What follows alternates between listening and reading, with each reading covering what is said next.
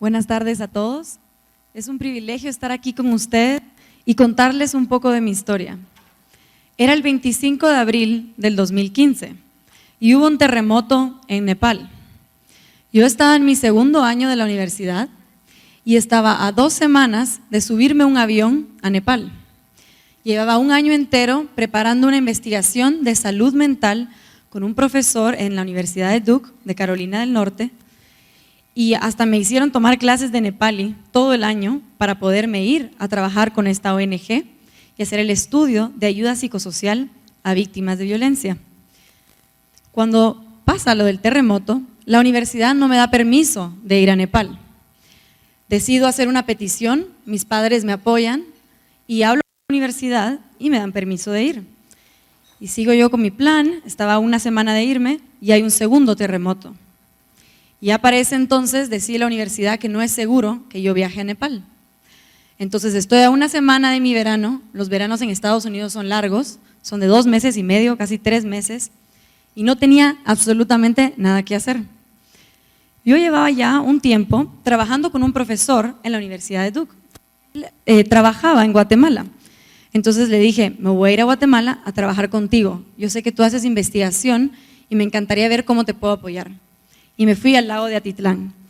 Viví ahí 2 meses en Santa Cruz La Laguna con otra colega que estudiaba también en una universidad en Carolina del Norte, Michelle Peters. Ella y yo hicimos un estudio, colaboramos con investigadores entendiendo la desnutrición crónica y las causas subyacentes. Y estando en el lago, surge la oportunidad de que nos den unos fondos, aquí unos donantes de Guatemala, y la Universidad de Duke iba a darnos el mismo número de fondos para poder agrandar el monto y hacer una investigación que ayudara a mejorar el desarrollo cognitivo de los niños, un tema que me apasiona. Pero nos habían puesto un requisito, tenía que ser una fundación guatemalteca. Y en ese momento mi profesor me dice, ¿por qué no creamos nosotros una fundación? Una fundación que se enfoque en la investigación científica y cómo esa investigación puede tener un impacto positivo en la vida de las personas. Y yo le dije, bueno, sí, hagámoslo. Y él me dijo, pero yo estoy ocupado, ¿lo puedes hacer tú? Y yo tenía 19 años. Mi plan era irme a estudiar medicina, quería ser científica. Nunca en la vida me hubiera imaginado crear una organización. Sentía que era una responsabilidad muy grande. Y me acuerdo de que nos juntamos en la parte de arriba de Santa Cruz La Laguna. Yo estaba bajando porque es una montaña y estaba bajando a mi casa y llamé a mi papá. Y le dije, mira, me están diciendo que yo creé la fundación, como soy de Guate, tal vez puedo ayudar, venir a hacer los procedimientos, convocar a miembros de la junta directiva, pero me da miedo, creo que me va a desviar, yo quiero ser médica y no sé cómo cabe esto en mi camino. Y mi papá me dijo que lo hiciera, que a veces las oportunidades vienen y hay que tomarlas. Y pues decidí, ok, vamos a crear una fundación. Y él me dijo, aunque tú sientas que no sabes, te puedes rodear de asesores que van a conocer del tema, otras personas que comparten tu misma pasión y ganas de ayudar en esta materia. Entonces, eso hice. Empezamos a crear Fundegua. Bueno, aquí estamos el equipo, aquí tengo a mi profesor David Boyd, el que me ayudó a cofundar la fundación, ahí está Michelle Peters, la otra estudiante que vino conmigo a hacer esa investigación en el verano. Y ahí está Irma Alicia Velázquez Nimatuj, una mujer indígena, la primera en sacar un doctorado en Estados Unidos, que fue profesora también en la Universidad de Duke. Juntos empezamos a crear esta fundación. Pero quiero hacer una pausa. Como a los 19 años tuve la responsabilidad de crear una fundación. Entonces quiero ir para atrás. Cuando yo era niña, y les quiero hablar sobre la curiosidad. Hoy en el salón, al costado, pude conocer a niños de la Olimpiada que ganaron y alguien me dijo que eran muy curiosas y que querían ser científicas por su curiosidad. Y me encantó escuchar eso, porque realmente yo también llegué a la ciencia por la curiosidad. Era una niña preguntona, siempre levantaba la mano en la clase y siempre quería buscar y responder dudas, leía muchísimo y había dudas que yo tenía, sentía que no había respuesta. Entonces por eso decidí dedicarme a la ciencia, porque la ciencia tiene un proceso científico que se puede utilizar para responder preguntas y satisfacer esa curiosidad que tengo desde niña. Entonces empecé a dedicarme a la ciencia y estudié ciencia en el colegio Y después llegó el momento de decidir qué quería hacer con mi vida, de me iba a ir después. Yo tuve la oportunidad de conocer a la doctora Pamela Pennington, una mujer guatemalteca, científica, en la Universidad del Valle, que me dejó trabajar con ella en su laboratorio. Era la primera vez que yo entendía lo que es ser una científica. Me ayudó mucho que ella me contara su experiencia de estudiar afuera, de hacer ciencia en Guatemala, porque yo no sabía qué significaba eso, no sabía uno logra tener un laboratorio aquí, hacer ciencia aquí, conseguir fondos en Guatemala, y ella me ayudó a entender qué significaba eso. Ella fue la primera persona que me hizo creer que yo podía ser científica, y ella fue también la persona que me ayudó a descubrir mi pasión por la neurociencia, una rama de la ciencia que responde preguntas y te ayuda a entender cómo el cerebro puede percibir todo lo que nos rodea en nuestros sentidos, cómo nos relacionamos con otras personas, por qué pensamos lo que pensamos, por qué hacemos lo que hacemos. Y me di cuenta que esa era mi pasión, pero había un problema. La neurociencia no existe en Guatemala. Bueno, no existía en ese momento, no lo podía estudiar aquí. Y yo estaba súper convencida que la neurociencia era lo que yo quería hacer. Entonces, en el colegio me gané una beca, me fui a la Universidad de Northwestern a estudiar neurociencia, porque dije, bueno, voy a probar si me gusta o no me gusta. Entonces fui, tomé un curso, hasta tuvimos una feria científica donde hicimos proyectos, y ahí fue donde me convencí que era lo mío. Cuando regresé a Guatemala, me quedaban 2 años para graduarme del colegio y estaba decidida que me iba a ir a estudiar fuera, porque quería estudiar esto. Cuando llega el día de la graduación, a los 18 años, me voy de Guatemala por primera vez y me voy a estudiar neurociencia a la Universidad de Duke. Me voy porque sentía que aquí no existía esa oportunidad. Irme de Guatemala fue muy difícil. Yo extrañaba a mi familia todos los días. En la universidad me acuerdo, bueno, primero no habían muchos latinos, habían muy pocos latinos, éramos como 15 de 1,600 en mi clase, entonces conseguir gente que hablara español, que se entendiera con uno, y bueno, lo más difícil eran los domingos, estar en la biblioteca solito, no oír los ruidos de tu familia, no estar con ellos y pasar con ellos. Fue difícil acostumbrarme a estar en Estados Unidos, pero me cambió la vida, porque allá era un paraíso de la ciencia. Aquí me sentía rara, nadie me hablaba de la neurociencia, nadie más hablaba de hacer ciencia y investigación, en cambio allá todos hablaban de eso. Y desde el momento en que llegué a la universidad, tuve el privilegio de trabajar en un laboratorio de ciencia, en un laboratorio que trabajé por 4 años, en un tema que me apasionó mucho, la tecnología para personas con trastornos mentales que no responden a medicina, pacientes que han probado de todo. Y nosotros armábamos esas máquinas y los protocolos con las ondas magnéticas para ayudar a darles otro chance a la recuperación. Y ahí pues estaba yo empezando a entender lo que era la psiquiatría, una rama que en Guatemala yo nunca había conocido. Cuando yo le conté a personas aquí que yo quería estudiar el cerebro y mezclarlo con la medicina, conocí neurólogos, conocí neurocirujanos, pero nunca conocí psiquiatras. Y no fue hasta que estoy en la Universidad de Duke que entendí lo que era la psiquiatría. Era la respuesta a las preguntas que yo tenía. Es la rama que trata las enfermedades que afectan nuestro cerebro y pueden afectar nuestras relaciones con otras personas, nuestros sentimientos, el poder tener felicidad, el poder liderar una vida productiva. La salud mental afecta de una forma muy personal a las personas. Y la psiquiatría, ahora que la neurociencia estaba avanzando, estaba empezando a utilizar estas nuevas tecnologías para poder entender cómo curar el cerebro de mejor manera. Entonces decido que voy a hacer medicina. Ahora hablemos de la disciplina. ¿Cómo llegué hasta aquí? Muchas cosas y muchas decisiones que tomé no las había previsto, pero lo que sí fue importante es que desde niña, me acuerdo perfectamente una vez que iba en el carro y mi papá me dijo la palabra perseverancia. Yo no entendía muy bien qué significaba esta palabra y nos dio un ejemplo de perseverancia. Y no sé, se quedó en mi mente y pensé, bueno, yo quiero ser una persona conocida como perseverante y para ser perseverante requiere de disciplina. Yo subía mucho los volcanes de niña y es bien difícil, especialmente los largos como la Catenango, y creo que ahí es donde yo vivía ese sentimiento de pie enfrente de otro y seguir caminando, porque poco a poco vas a ir ganando altura y vas a poder ver los paisajes que realmente son un privilegio. En la Catenango, si no han subido, es mi lugar favorito en el mundo entero. Entonces, con la disciplina que desde niña tuve, seguí en Duke. Fue difícil. Había niños mucho mejor preparados que yo para muchas de las clases que yo tuve que tomar en química, física, bioquímica, pero lo más importante era ponerse a estudiar, ir a hablar con los profesores, conseguir grupos de estudio, todos los días invertir un poquito de tiempo para seguir avanzando. Y bueno, aquí regreso a donde empecé la historia, Fundewa, una fundación que busca traer la ciencia a Guatemala y aplicarla para el desarrollo de soluciones de problemas grandes que tenemos en Guatemala. Nos enfocamos en la salud y educación.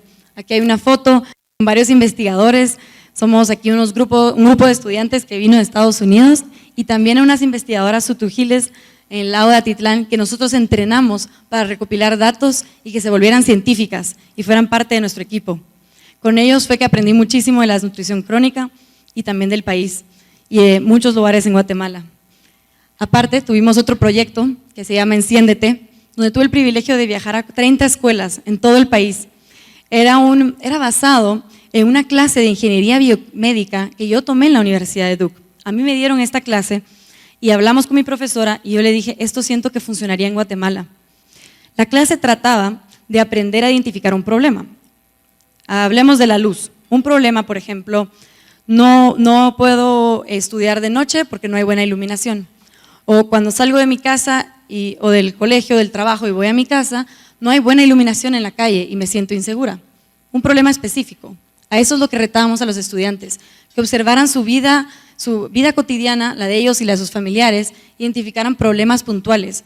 Y luego les enseñábamos toda la parte física para construir un circuito eléctrico y como pueden ver, lo que ellos construían era muy diferente. Tengo miles de ejemplos más.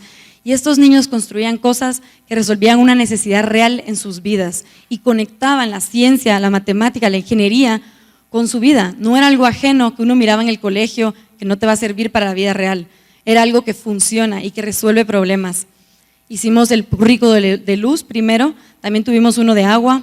Me acuerdo de un proyecto de unos niños que pues ellos midieron el agua porque creamos microscopios y también tenían pruebas de agua y vieron que había mucha contaminación en el agua que se usaba para los hielos de las granizadas, algo que les encantaba a los niños. Entonces crearon un filtro de agua que pudiera ir en el carrito de granizadas para mejorar la higiene de todos en la comunidad. Los niños eran muy inventivos, pensaban en cosas muy específicas y aquí fue donde yo realmente me di cuenta que en Guatemala tenemos un gran potencial de poder inspirar a más jóvenes a que persigan la ciencia, la ingeniería, la matemática.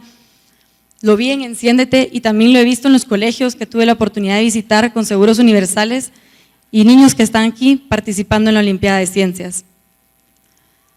Bueno, la perseverancia, tener siempre la cima y la meta en mente. Y para mí la meta no es me quiero volver médica o me quiero volver científica. Para mí las metas son problemas, son cosas que queremos resolver, cosas que queremos dejar, porque así nos inspira a poder siempre enfocarnos en lo que importa, en lo que realmente queremos dejar al final del camino. Y cómo lleguemos a esa solución va a variar y vamos a ver cosas que no nos esperábamos, vamos a tener obstáculos, vamos a probar cosas que no funcionan para nada y vamos a tener que cambiar la propuesta de solución. Pero si mantenemos el problema y la misión en mente, vamos a poder encontrar soluciones. Y con eso les quiero contar la historia de un proyecto, casi me salto el capítulo, me fui a estudiar medicina en la Universidad de Stanford. En este momento, este era el 2018, ya existía Fundewa y yo había vivido aquí un año en Guatemala trabajando en proyectos y cuando me fui a Stanford, la verdad fue muy difícil porque yo sabía que el horario era mucho más rígido de lo que había vivido yo antes en el pregrado y que tenía que alejarme de la fundación. Y me alejé por un año. Dejé un equipo y me quedé como asesora. Ese fue uno de los años más difíciles de mi vida. Yo extrañaba a Guatemala y me di cuenta que lo que a mí me movía y lo que me daban ganas de seguir todos los días estudiando afuera era el trabajo que estaba haciendo aquí. Y encontré una forma de involucrarme, hablé con la universidad, me puse tiempo parcial, nos inventamos ahí unos horarios extraños y me dejaron en la Universidad de Stanford seguir trabajando aquí en Guatemala mientras me volvía médica. Y ha sido difícil, he tenido que viajar y a veces trabajar el doble, a veces tenía turnos en el hospital y en la mañana me tenía que conectar a reuniones, pero gracias a la flexibilidad de la universidad y el que ellos creyeron en la misión de lo que estábamos haciendo, eso fue posible. Y en el 2020, mientras yo estaba ya estudiando medicina, entra la pandemia del COVID. Y ahí es donde nosotros creamos Alma. Alma nace porque un grupo de jóvenes ingenieros en sistemas que estaban aquí en Guatemala y otras doctoras, incluida yo, que estábamos allá, hablamos sobre lo preocupante que era el tema de la desinformación. En Estados Unidos ya estaba el problema, aquí ni siquiera se había reportado un caso, pero se miraba en otros países lo confundido que estaba todo el mundo, hasta yo estaba confundida y aún así, estando en una escuela de medicina donde me mandaban reportes todos los días, estaba confundida, había muchas cosas que estaban cambiando, me estaban encerrando, todos los planes estaban cambiando, no sabía qué esperar y cuando empecé a ver el pánico que estaba causando esto en Estados Unidos, un lugar con un sistema de salud más estable, me dio muchísimo miedo por lo que podría pasar aquí en Guatemala. Me acuerdo perfecto que yo estaba tomando exámenes de medicina y me estaban de llamar los ingenieros que querían hacer un proyecto para esto de la desinformación y yo les decía, no, pero déjenme terminar mis exámenes, porque yo sabía que si yo les contestaba el teléfono ya no iba a poder ni estudiar.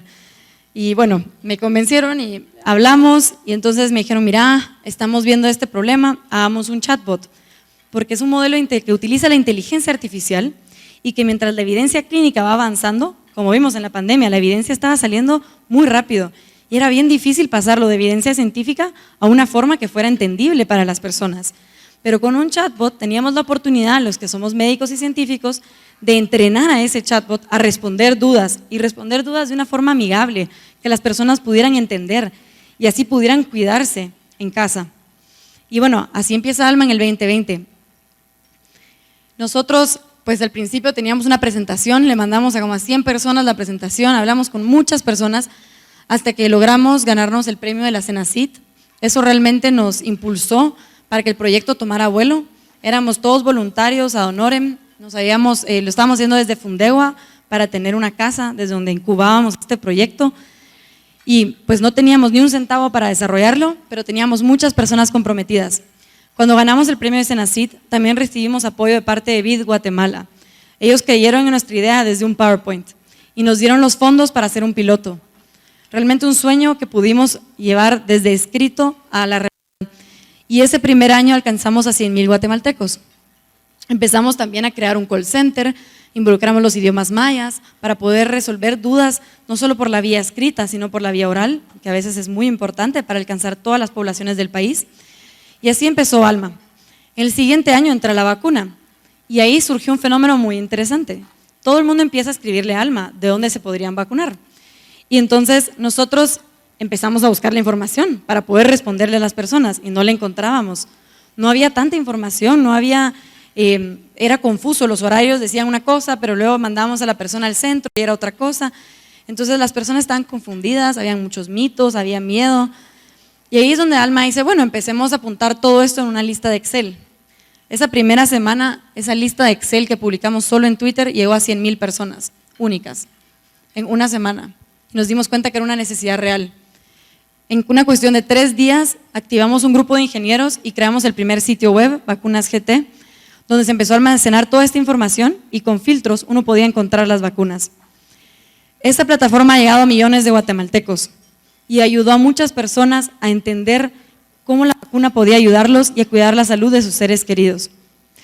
Y ahí fue donde me di cuenta de la importancia de la solidaridad guatemalteca, porque aunque nosotros usábamos la información oficial y trabajábamos con los voluntarios de los centros para actualizar la información, la tercera pieza que hizo que nuestra información fuera la más actualizada fueron las mismas personas que se fueron a vacunar y deseaban contarle a Alma su experiencia. Las personas nos llamaban, nos mandaban notas de voz, imágenes, videos, nos escribían. Ellos ya se habían vacunado, pero querían que sus otros guatemaltecos y su prójimo se pudiera vacunar. Y fue gracias a ellos que nosotros podíamos generar información en tiempo real, alertas para que se lograran abrir un frasco para 4 personas. Toda esa información que logró tener Alma fue por la solidaridad de los guatemaltecos, por el crowdsourcing de información. Y bueno, eso hizo Alma y muchos conocen lo que hizo en el COVID, pero ahora ¿cuál es el siguiente paso? Ahorita les quiero enseñar un video para que entiendan un poco cómo funciona Alma. No hay que descargarle, solo hay que hablarle como una amiga.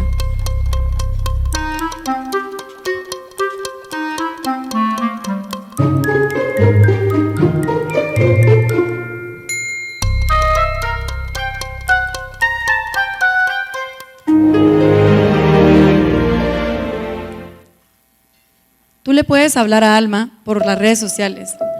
Y ahora les voy a enseñar un video que empieza a hablar del futuro de Alma. Esta es mi historia. Esta es mi historia. Esta es mi historia. Me frustra vivir en un país donde es tan difícil encontrar información de salud que pueda entender.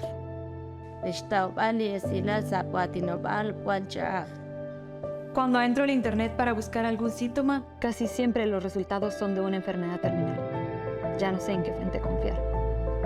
Estoy agobiada porque tengo que comprar medicina y no sé dónde encontrar la mejor opción para adquirirla.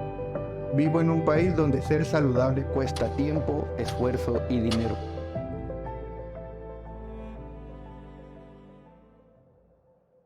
Esta historia cambia aquí. En un lugar donde pueda encontrar toda la información de salud que necesito. ¿En dónde puedo encontrar a alguien que me ayude a identificar la mejor opción para adquirir mis medicamentos? En donde puedo confiar en la información que me brindan. y me acompañan para cuidar de mi salud. Somos jóvenes dispuestos a ayudar a las personas a confiar nuevamente en temas de salud. Nosotros podemos ser la generación que haga una diferencia, porque juntos somos más fuertes. Son más de 17 millones de personas contando la misma historia, y hoy podemos cambiarla.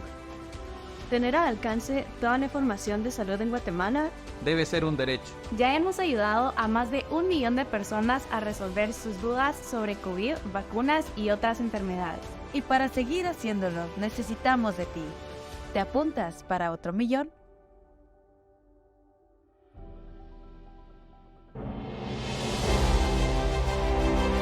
Bueno, mi sueño es que nadie se sienta solo en su búsqueda de la salud. Que no se sientan confundidos por la información que les dé un médico o otro profesional de la salud, para que sepan navegar el sistema de salud en Guatemala y vivir una vida saludable. Y Alma está evolucionando y en unas semanas van a ver lo que les trae para ustedes, porque Alma busca cuidar tu salud. Y bueno, para dejarles aquí, a los que tengan interés de ver un poquito sobre Alma o que me quieran escribir, aquí está para que nos puedan hablar. Gracias por escuchar y ha sido un privilegio compartir mi historia con ustedes. Buen provecho. Universales, queremos que siempre estés bien.